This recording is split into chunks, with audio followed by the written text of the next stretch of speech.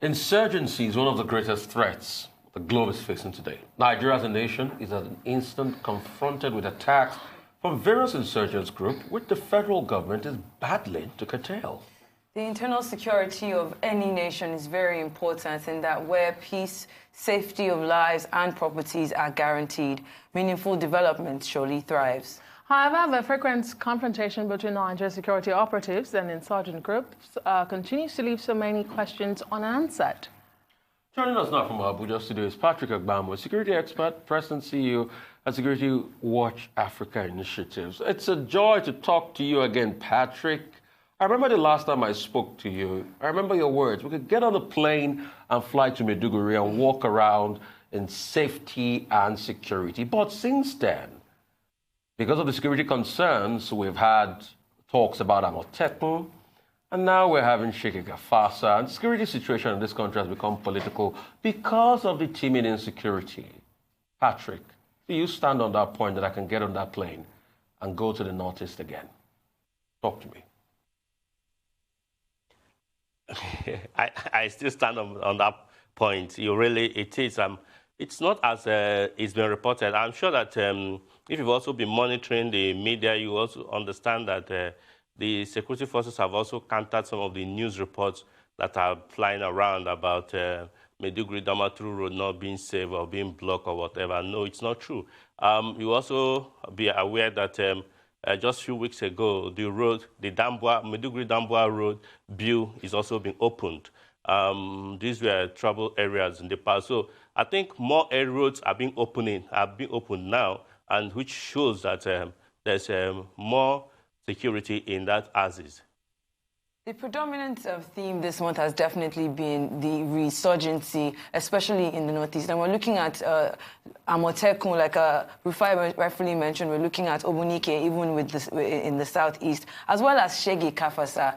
Are you in line with this new development of community policing? Do you think that this is what we need to tackle insecurity in Nigeria as it stands? I don't think these are solutions to the insecurity situation. These will not take care of it. I wonder how armed or equipped will these security outfits that are being formed will be to be able to counter insurgency or terrorism. I don't think it's the right way to go. Yes, there is need for community policing, but not in setting up of this several security network. It will create more problems than we envisage we want it to solve. I think we are getting it wrong. We are misinterpreting the whole situation. Like I've also said, security solutions deserve security problem deserves security solution, not political, not sentiment. We must call a spade a spade. It's not about getting some people together and saying, let them go and fight insecurity. They can't do it. There are people that are trained, properly trained to do it, and they have to be empowered and encouraged to do their job. Well, let's talk about the security architecture and the increased call for the removal of the service chiefs. In your opinion, is this necessary or inconsequential? And do you think that President Muhammadu Buhari is dealing with the issue of trust here? Because he has said repeatedly that it is not advisable to remove those service chiefs at a time like this. What exactly is your own opinion in all of this call? Yeah, my opinion is that the call is misdirected. Truly, if we're talking about insecurity in Nigeria and we're talking about removal of service chiefs, to me, it's misdirected. The security agency that is charged with internal security is the Nigerian police force, not the service chiefs like they are being said, like a lot of people are saying. We are being emotional and sentimental in this regard, and that is why Mr. President may not respond to such calls, because those who are in charge with internal security, if we say there's breakdown in security in Nigeria, then we should keep it at the doorstep of the police and check what really is the problem and look for how to solve it. It's not about removing the security chiefs that vis-a-vis the chief of defense staff, chief of army staff, naval staff, and air force that will solve it. Yes, they have served variously and their tenure seems to have expired. But the man who is on his table to make a change is Mr. President, the Commander-in-Chief. And he, in his own wisdom, he feels that these people are doing well. And at a time like this, it will be totally wrong to make a change. There is need to rejig the situation, the strategies, which is being done, getting all the people involved. If you notice, some of these attacks we are talking about have shifted from the northeast, northwest towards the north central, coming to Niger State and those areas. Yes, we need to be able to, and Kaduna State, we need to be able to shift the attention and look for how to take care of it. In the last week, the Nigerian Police Special Forces went for an operation. They succeeded in that operation, though one or two of their personnel lost their lives. But it's a good way to move. It's a way to start up. But the police, as we speak, is not well and properly equipped to be able to tackle the kind of insecurity that we are talking about. Those who can use anti-aircraft gun to shoot at a helicopter that is flying. It's not, we can't face such people with AK-47. So we need the Nigerian Air Force to be able to go in there and do their job. Okay. Quick commiserations with those gallant officers that lost their lives, serving the nation. But I just want to ask you this. You talked about the fact that the president, is not even buying this idea of removing service chief. But the National Assembly executive went to him to talk to him about this.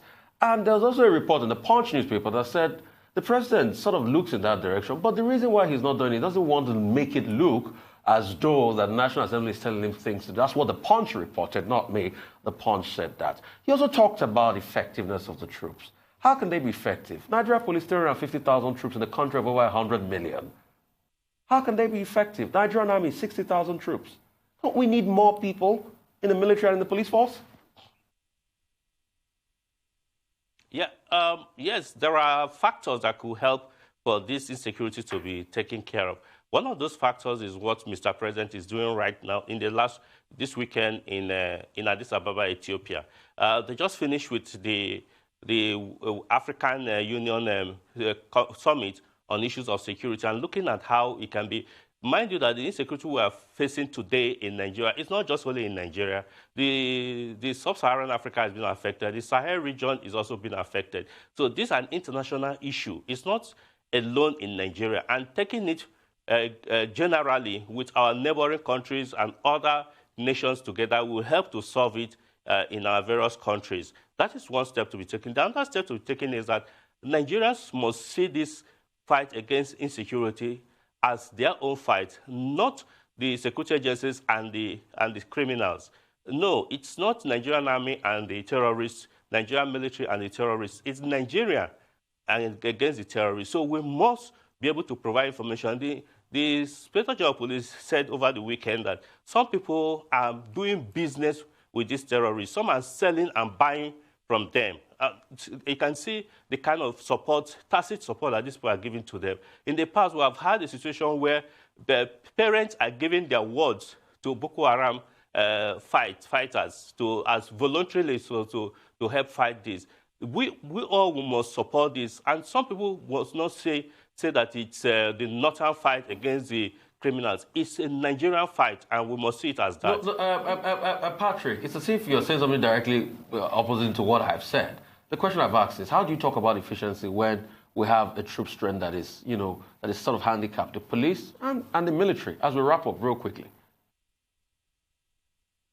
Yes, as we wrap up quickly, yes, the manpower strength we have less manpower to handle the situation, and that is why there's need for community support and community policing, but not in the line of what is being said in the last few weeks or months. But there are needs for Nigerians, like I said. That's what I'm saying. Nigerians must buy in and support by providing information, useful information that can help to tackle this insurgency, so that they can do it themselves.